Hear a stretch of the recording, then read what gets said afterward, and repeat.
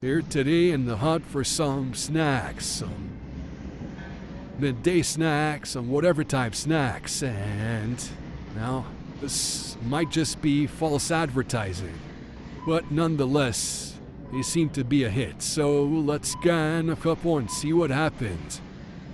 This is an all-time favorite I used to grab, and well, favorite line one.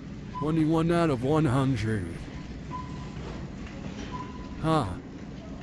Not so natural, it seems. Well, it could be just one. Let's see over here. What's this bad guy? It's nice that at least this is mentioned now. But, where are you? Even worse. Alright. Seems like the new one. Oh well. This keeps getting worse, doesn't it? Well, folks, there you have it. Stay away from these guys, I guess.